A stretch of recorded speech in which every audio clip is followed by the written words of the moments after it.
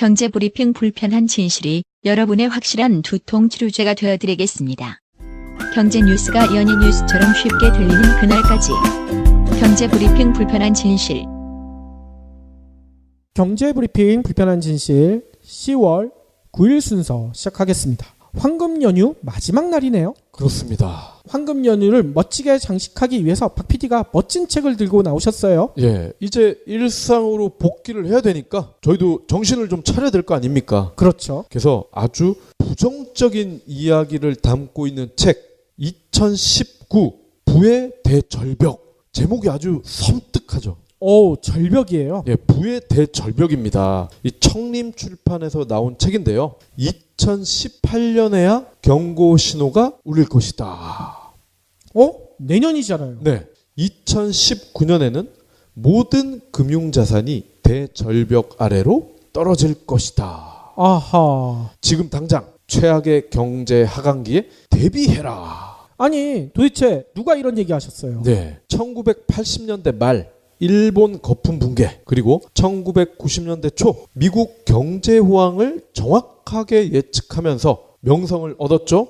해리 덴트. 이분이요, 국내에서도 이미 유명하세요. 인구 절벽이란 용어 아시죠? 아, 이 말을 했던 분이군요. 예, 이분이 2018 인구 절벽, 또 이런 책을 쓰셔가지고 굉장히 유명해지신 분이거든요. 그렇군요. 아니, 이분이 미국을 대표하는 비관론자라면서요. 맞습니다. 한국을 대표하는 박 PD와 맞먹는 분이라고 하던데요. 그렇죠. 저도 비관론자죠. 이분이요, 인구 구조 그리고 주기설을 바탕으로 경제를 예측한다고 합니다. 이 주기설이 뭐냐? 요거는 제가 잠시 뒤에 설명을 드리도록 하겠습니다.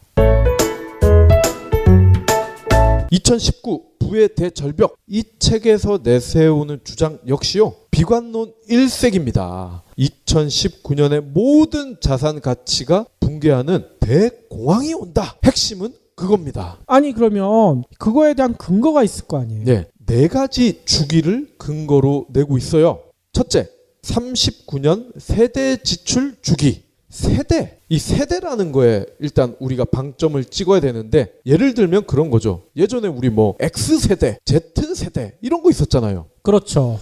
이분이 가장 중요하게 여기는 세대는 바로 베이비 부머 세대입니다. 아하. 이 저자에 따르면요, 모든 세대는 예측 가능한 지출 습관을 보인다. 대표적으로 자녀를 키울 때 지출이 증가하고 은퇴할 무렵에는 지출이 줄어든다. 보통 그렇게 생각하죠. 예. 문제는 역대 최대 소비 지출을 담당했던 베이비 부머들이 은퇴를 이제 곧 하게 되는데, 그러면 지갑을 대거 닫는다는 겁니다. 그래요? 이렇게 되면은 이 39년 주기로 또 한 번 소비 대절벽이 오면서 대공황이 올 수 있다는 얘기죠. 또 다른 주기가 바로 35년 지정학 주기입니다. 이 지정학 리스크, 뭐 이런 얘기 우리가 많이 하잖아요. 우리나라 가지고 그런 얘기 많이 하죠. 예. 한반도의 지정학 리스크. 맞습니다. 이 지정학은요, 보통 17에서 18년간 긍정주기와 부정주기로 나누는데, 부정적 주기가 오면은 전쟁이나 테러, 한마디로 정치적 긴장이 매우 높아지면서 위험지수, 공포지수가 급증한다는 겁니다. 그러니까 긍정주기는 크게 상관이 없는데, 이 부정주기 때 뭐 이라크 전쟁, 9.11 테러, 이런 것들이 실제로 책에 나와 있는 예시들을 보면요, 놀랍게도 17년, 18년을 주기로 반복이 되어 왔다는 겁니다. 그렇군요. 누가 시킨 것도 아닌데 마치 조물주가 일부러 이런 연출을 한 것처럼 딱딱 맞아 떨어져 왔다는 거죠. 그렇군요. 아니, 그러면 세 번째 근거는 뭐예요? 세 번째는 8년에서 13년 호황과 불황 주기로 단기적으로 이 호황과 불황이 반복되는 걸 뜻하는데요. 네 가지 주기 중에 가장 덜 의미가 있다, 이렇게 보시면 될 것 같고요. 마지막으로 꼽는 게 바로 혁신 주기입니다. 그렇군요. 이 혁신 주기는요, 45년의 사이클을 갖는데, 혁신은 다들 아실 거예요. 어떤 획기적인 기술이 현실에 적용되면은 생산성과 효율성이 증가하면서 시장이 급팽창하게 되겠죠? 그렇죠. 하지만 주기의 하강 국면에서는 기술이 더 이상 사업이나 생활에 획기적인 영향을 미치지 않게 되고 시장의 혁신성은 둔화가 된다는 겁니다. 그렇군요. 이 대표적인 혁신 주기가 전화기가 처음 나왔을 때, 그리고 그 이전에 전기기관차가 나왔을 때, 그리고 인터넷이 발명이 됐을 때, 그리고 포드에서 T 모델 기억나시죠? 이런 획기적인 대중적인 기술들이 등장을 하는 것을 뜻합니다. 거기 한 가지 플러스 시켜야죠. 네. 경제 브리핑 불편한 진실이 시작됐을 때. 요거는 마이크로 주기가 될 것 같아요. 아무튼요, 이 주기 네 가지가 다 길이가 달라요. 그렇죠. 그런데 신기한 것은요, 이 네 가지가 동시에 하강 국면으로 접어들 수도 있다. 그게 이미 2번 나왔다고 합니다. 아니, 파도가 두 가지가 겹치면 2배가 아니라 3, 4배로 커지잖아. 이거는 거의 제곱, 세제곱, 네제곱이 될 수가 있는 거죠. 장난 아니겠네요. 실제로 처음 나왔던 게 바로 1920년대, 30년대 대공황. 그리고 두 번째가요, 70년대. 이때 오페크에서 석유를 감산을 했었죠. 석유 파동. 이때 전 세계가 뒤집어지지 않았습니까? 그랬었죠. 첫 번째 대공황, 그리고 오페크 석유 감산 위기. 이때가 이 네 가지 주기가 실제 동시에 하강 국면으로 접어들었던 시기라고 합니다. 생산 가능 인구의 감소, 소비 감소, 소비 심리의 위축, 기술 혁신성의 감소. 이 네 가지의 부정적 요인이 한꺼번에 나타날 수가 있는데, 중요한 거는 우리는 과연 이 네 가지 주기가 몽땅 하강하는 국면, 과연 우리 생애는 언제쯤 이 위기를 맞게 될 것이냐, 이거 아니겠어요? 그렇죠. 그게 언제인지 궁금하시죠? 방송을 끝까지 들어주시면 됩니다. 놀라운 거는요, 태양 흑점 주기도 있어. 이거 과학 시간에 배웠던 것 같아요. 예, 저는 이게 과학자들만 하는 얘기인 줄 알았더니 해리 덴트와 같은 독특한 경제학자들도요, 이 흑점 주기를 신봉을 하고 있다는 거. 태양 흑점 활동, 이것부터 설명을 드려야 될 것 같은데, 위성에서부터 전자 기반 시설, 기상에 이르기까지 많은 것에 실제로 영향을 미치고 있대요. 그렇죠. 태양 흑점 활동이 왕성해질 때 간혹 핸드폰 통화에 장애가 생긴다고도 하더라고요. 그렇죠. 흑점 주기가 정점에 이를 때 놀랍게도요, 일조량과 강우량이 평소보다 20%가 증가한다고 합니다. 그래서 이때 모든 산업 활동이 사이클 측면에서는 급 상승기에 도달한다고 하네요. 다음 태양의 흑점 개수가 저점에 이르는 시기가 바로 방금 위에서 제가 퀴즈를 드렸었죠. 우리 생에 과연 언제 가장 하강 국면이 심하게 나타날 것이냐. 이것도 태양 흑점 개수가 저점에 이르는 시기와 놀랍게도 일치한다는 게 해리 덴트의 주장입니다. 그러면 4가지가 아니라 5가지가 겹치네요. 그렇습니다. 이 시점에서 살짝 그 시기를 노출을 해도 될 것 같아요. 2019년부터 2020년에 이 징조가 시작이 된다고 합니다. 2년 후군요. 예, 징조가 시작이 된다는 거예요. 그런데요, 더욱 비관적인 것은 우리가 이미 우리 조상님들이죠. 엄밀히 얘기하면 우리 조상들이 이미 이 두 가지의 큰 최악의 경제 위기를 겪었는데, 지난 7년간 세계 각국 정부가 경기 부양, 양적 완화 이런 걸 하면서 쏟아놓은 돈이 역대 최대 규모의 버블을 만들었다는 겁니다. 그렇죠. 저희가 예전 방송에서도 요거는 자세히 설명드렸었죠. 네, 67조 5천억 달러에 달하는 미국의 총 부채, 이러한 부작용을 감안하면요, 이번 버블 붕괴는 역사상 그 어느 때보다 고통스러울 것이라는 게 이 저자의 주장입니다. 그렇죠. 아니, 이런 고통이 다가올 때는 전체적으로 한꺼번에 나타나지 않잖아요. 어느 한 곳부터 이렇게 서서히 확산되기 시작하죠. 네. 이 전조를 어느 나라를 통해서 볼 수가 있다고 얘기를 하고 있나요? 네. 유럽에서는요, 이탈리아, 아시아에서는 중국을 가장 먼저 꼽더라고요. 특히 중국은 자산 버블 이외에도 고령화와 급격한 도시화로 산업시설은 과도하게 팽창해 있는데 노동력 증가 속도가 이제는 가파르게 둔화하고 있다. 내부적으로는요, 폭발 직전의 상태라고 합니다. 그렇군요. 이 버블이 왜 문제가 되느냐, 저희가 방송에서도 수차례 언급 들었던 예 중에 하나가 예전에 튤립 버블 기억나실 겁니다. 그렇죠. 이 튤립이 하늘 높은 줄 모르고 가격이 치솟다가 막판에는 그 가치가 무려 99%나 날아갔다. 이거 기억나실 겁니다. 그렇죠. 그런데 이 버블 붕괴가요. 이 책을 읽어보시면 알 수 있지만 철도 회사들이 팽창하던 시절, 금광 회사들이 팽창하던 시절, 심지어 식민지와 관련된 회사들이 팽창하던 시절, 그 이후에도 예외 없이 이 버블이 빵 터졌다는 겁니다. 아, 버블이 주기적으로 터지고 있다. 맞습니다. 그렇기 때문에 이 버블이라는 게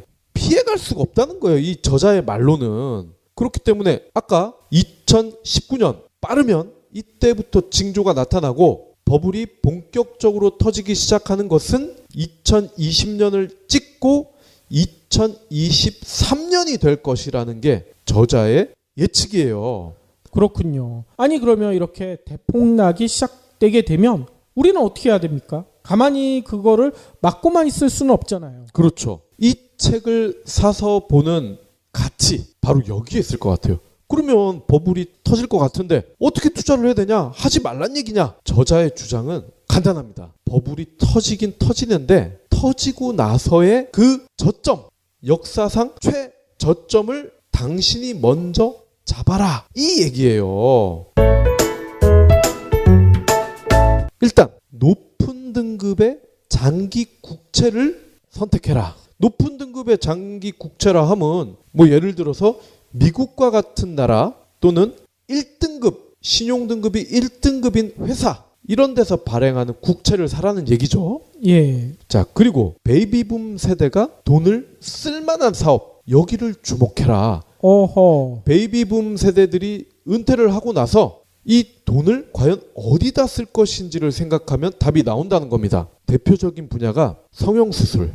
왜 성형수술을 주목을 해야 될까요? 비만 그리고 주름살 같은 거 필 때 물론 화장품이나 이런 거를 통해서 주름살을 예방할 수는 있지만 가장 효과적인 방법, 눈으로 봤을 때 가장 빨리 해결을 할 수 있는 게 바로 성형수술이라는 거죠. 그렇죠. 그리고 크루즈 여행. 아, 나이 드신 분들 이거 다 한 번씩들 가고 싶어 하죠. 예, 아이들 이제 다 키우고 나서 부부 동반으로 크루즈 여행을 하는 니즈가 굉장히 늘어날 것이다. 그리고 퇴직, 휴가와 관련된 산업, 그리고 간호, 가정생활 지원 이런 사업에 투자를 하면 손해볼 가능성이 작다는 겁니다. 그리고 중국보다는 인도에 투자를 해라. 아, 인도가요. 도시화율이 33%밖에 진행되지 않았대요. 중국이 56%인데 중국보다 훨씬 낮죠. 그렇죠. 그리고 인도가요. 인프라 시설 투자가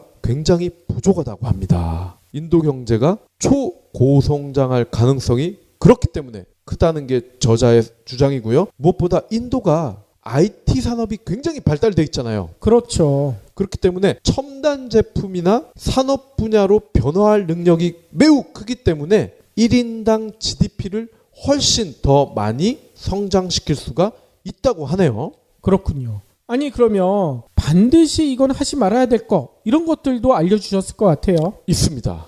이분이 역대 버블이 꺼졌을 때 이때 상황도 유심히 빅데이터를 돌려봤는데 보통 우리가 가스, 전기, 영화, 주류, 담배, 카지노 이런 거는 불황에도 영향을 거의 받지 않는다. 이렇게 생각을 하고 있잖아요. 그렇죠. 근데 예전 버블 붕괴기를 살펴봤더니 예외가 없었다는 겁니다. 아, 여기서들도 깨질 수가 있다. 그렇습니다. 그러니까 불황을 덜 타는 종목이라고 알려진 곳에 몰빵하는 이런 실수 절대 하지 말라는 거고요. 특히 부동산. 금융위기 전, 그러니까 2006년이겠죠? 이때가 부동산 가격이 가장 높았다고 합니다. 이때 대비 조만간 최소 55%가 떨어진다고 합니다. 아, 서브프라임 모기지 사태 벌어지기 전에 비해서 55%가 떨어진다. 그렇습니다. 이제 반타작이 난다는 얘기인데 보유하고 있는 부동산을 팔아서 일단 현금 유동성을 확보해라. 만약 저희처럼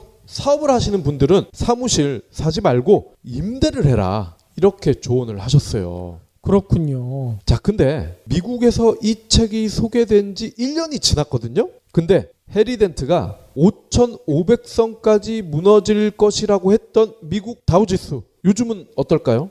상당히 높던데요. 2만 선에서 콧노래를 부르고 있단 말이에요. 그리고 저자는 석유 가격이 10에서 20달러까지 하락, 바닥을 칠 것이다. 이렇게 예상을 했는데 현재 석유 가격 이거보다 훨씬 높죠. 그러면서 상향 안정화 추세로 가고 있단 말이죠. 그리고 알고 봤더니 이 해리 덴트 이분이 잘못 예측한 부분도 꽤 있습니다. 미국 서브프라임 모기지 사태 이후 다우지수가 3,000대로 떨어질 것이다 이렇게 전망했지만 현재 당연히 이 전망 맞지 않았고요. 그럼 왜 이렇게 해리 덴트의 흑역사를 제가 얘기를 해드리느냐? 지금의 시장과 인구, 경기 사이클 이게 그동안의 역사에서 발견할 수 있었던 일관된 법칙 이 시대에서도 과연 통할까? 제가 볼 때는 이제는 복잡한 상황들이 변수들이 예전보다 훨씬 더 많이 가미가 되기 때문에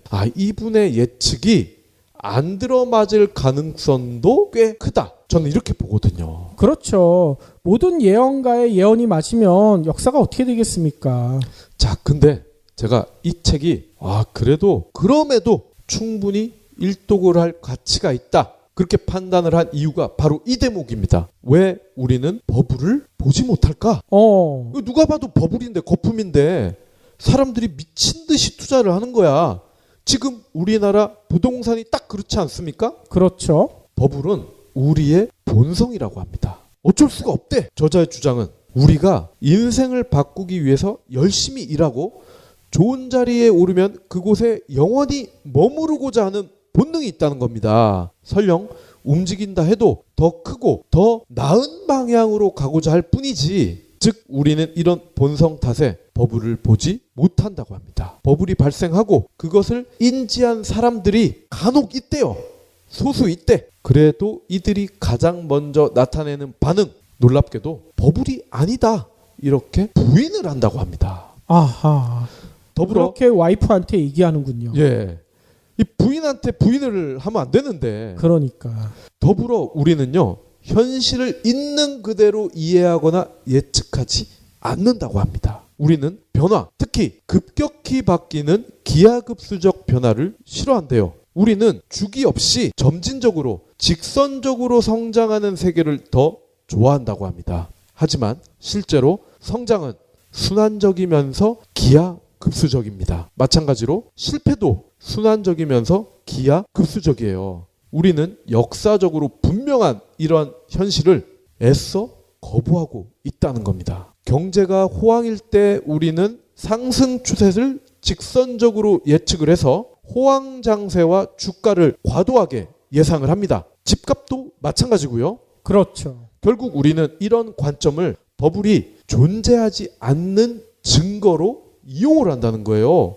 이것 봐라, 집값 떨어지는 거 봤어? 집 사서 손해본 놈 봤어? 이런 주장이라는 거죠. 우리는 새로운 번영의 단계에 진입했다, 이런 뻥을 치면서 애써 자위를 하는 겁니다. 그러니까요. 한마디로 근데 저는 이런 생각도 들어요. 버블이 꺼지는 것과 반대로 떨어질 때도 너무 과장하는 게 아닌가. 이 책에서 대폭락이라고 얘기했는데 과연 그렇게 폭락할 것인가. 아까 예측이 안 맞는 경우들도 있었다고 했잖아요. 네. 저는 그 예측이 안 맞기를 바랍니다. 네. 버블은 좀 제거되는 게 좋겠지만 네. 그렇다고 대폭락하면 어떻게 되겠어요? 그러면 전쟁이 일어날 수도 있거든요. 그렇죠. 방금 말씀드렸지만 이제는 복잡계의 시대라고 하지 않습니까? 그렇기 때문에 예전과 같은 대폭락보다는 완만한 거품 제거? 이런 정도가 현실적이지 않을까 싶어요. 그러니까요. 아무튼요, 이 책도요, 그냥 이 책만 읽지 마시고요, 저희가 썼던 네. 누가 내 돈을 훔쳤을까 함께 읽으면 더욱더 좋을 것 같아요. 그렇죠. 균형적인 경제 감각을 갖출 수가 있을 것 같아요. 그렇죠. 부의 대절벽과 같은 급진적인 이론, 이것도 충분히 흥미롭지만 누가 내 돈을 훔쳤을까와 같은 현실에 기반한 이런 경제서적, 둘 다 양손에 들고 다니면서 읽으시면은 균형을 맞출 수 있지 않을까요? 그러니까요. 아무튼 황금 연휴 마무리 잘 하시고요. 내일 또 저희는 뵙도록 하겠습니다.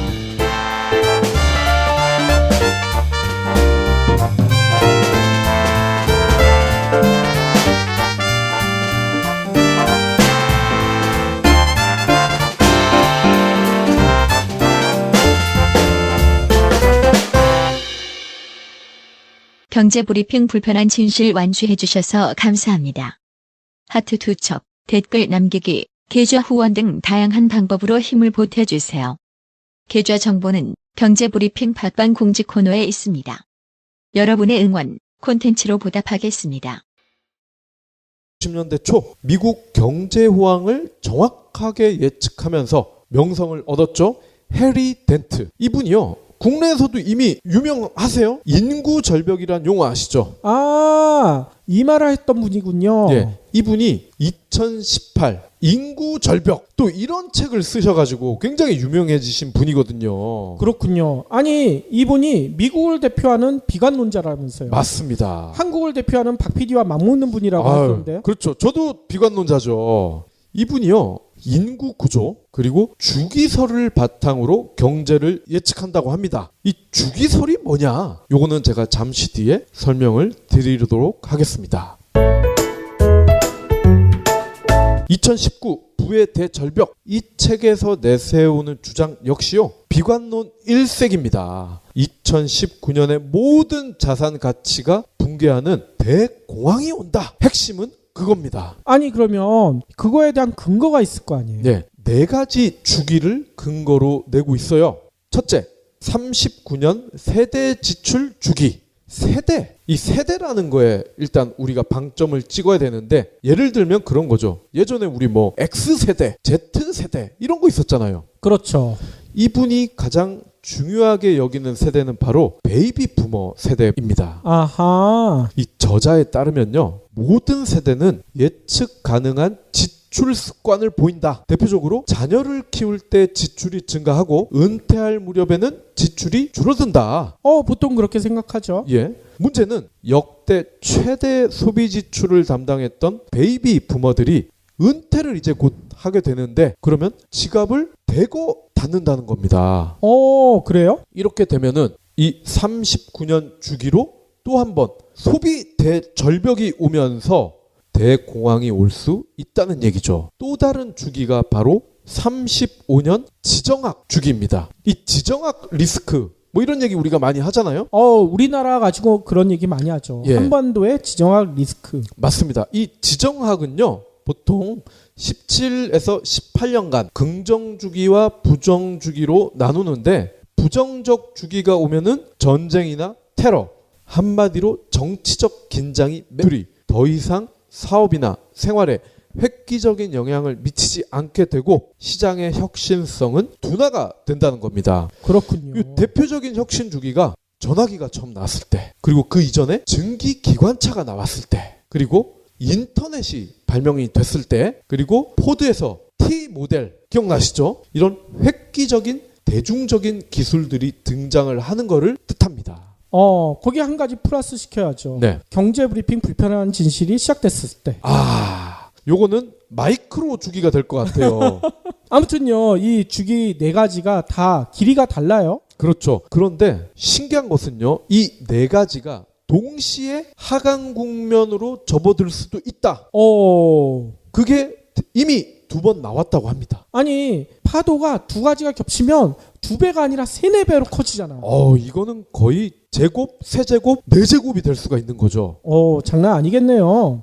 실제로 처음 나왔던 게 바로 1920년대, 30년대 대공황. 그리고 두 번째가요. 70년대 이때 오페크에서 석유를 감산을 해서 매우 높아지면서 위험지수, 공포지수가 급증한다는 겁니다. 그러니까 긍정주기는 크게 상관이 없는데 이 부정주기 때 이라크 전쟁, 9.11 테러 이런 것들이 실제로 책에 나와 있는 예시들을 보면요. 놀랍게도 17년, 18년을 주기로 반복이 되어 왔다는 겁니다. 그렇군요. 누가 시킨 것도 아닌데 마치 조물주가 일부러 이런 연출을 한 것처럼 딱딱 맞아 떨어져 왔다는 거죠. 그렇군요. 아니, 그러면 세 번째 근거는 뭐예요? 세 번째는 8년에서 13년 호황과 불황 주기로 단기적으로 이 호황과 불황이 반복되는 걸 뜻하는데요. 네 가지 주기 중에 가장 덜 의미가 있다. 이렇게 보시면 될 것 같고요.